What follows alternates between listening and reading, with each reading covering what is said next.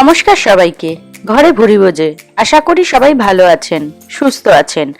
আমাদের খুবই পছন্দের স্ন্যাক্স সিঙ্গারা।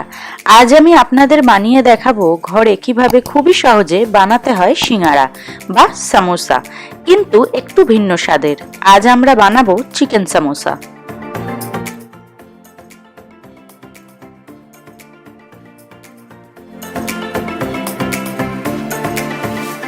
এর জন্য আমরা প্রথমেই নিয়ে নিলাম এক বাটি ময়দা। এর মধ্যে স্বাদ অনুসারে নুন আর 3 টেবিল চামচ সাদা তেল দিয়ে দিলাম।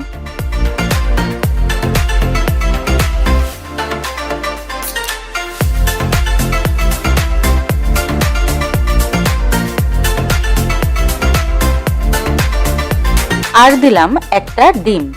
এবার এগুলো ভালো করে মিশিয়ে নিলাম।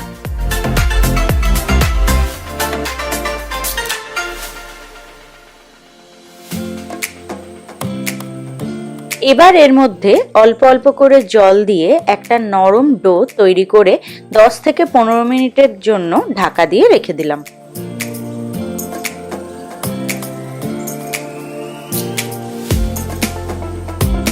আমি এখানে একটা কড়াইতে 2 টেবিল চামচ সাদা তেল গরম হতে দিয়েছিলাম। তেলটা গরম হয়ে গেলে এর মধ্যে হাফ বাটি কুচনো পেঁয়াজ এবং 1 চা চামচ আদা রসুনের পেস্ট দিয়ে ভালো করে নেড়ে নিলাম। এরপর এর মধ্যে একটা ছোট টমেটো কুচি দিয়ে আবারও নাড়তে থাকলাম।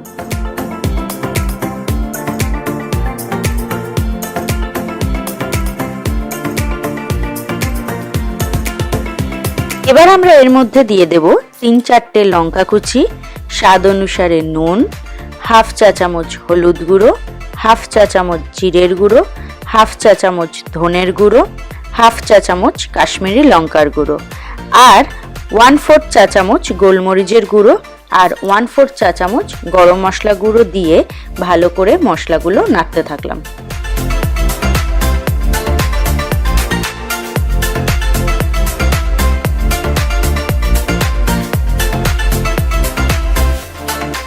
মশলাটা ভালো করে কষানো হয়ে গেলে এর মধ্যে 250 গ্রাম চিকেন কিমা দিয়ে ভালো করে মিশিয়ে নিলাম।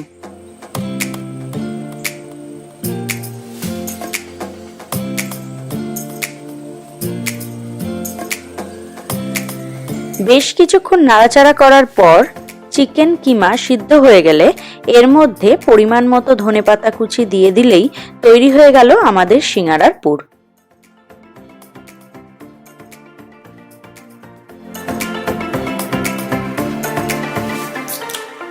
এবার আমরা তৈরি করে রাখা ডোটার থেকে ছোট ছোট লুচির আকারে লেচি কেটে নিলাম।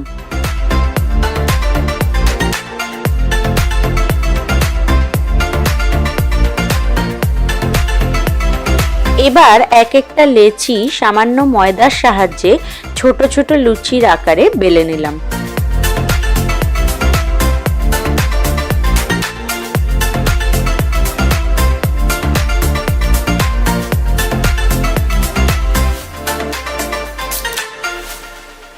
এবার এটাকে একটা ছুরির সাহায্যে মাঝ বরাবর কেটে নিলাম আর আমি যেভাবে দেখাচ্ছি ঠিক এইভাবে ভেতরে পুর ভরে এগুলোকে সিঙ্গারার আকার দিয়ে দিলাম।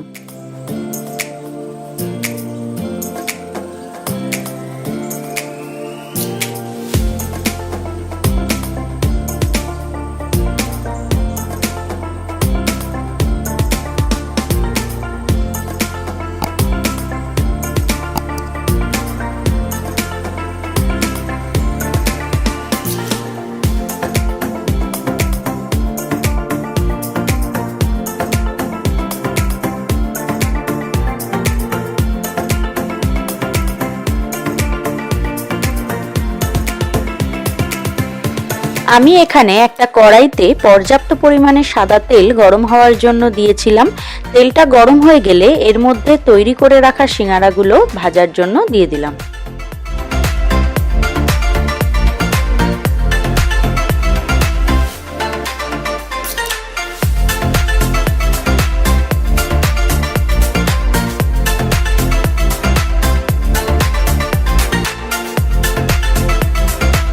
মিডিয়াম আঁচে সময় নিয়ে উল্টে পাল্টে লালচে করে ভেজে নিতে হবে সিঙ্গারাগুলো।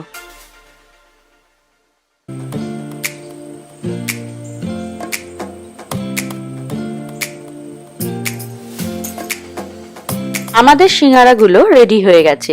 এবার আমরা তেল ঝরিয়ে এগুলোকে তুলে নেব।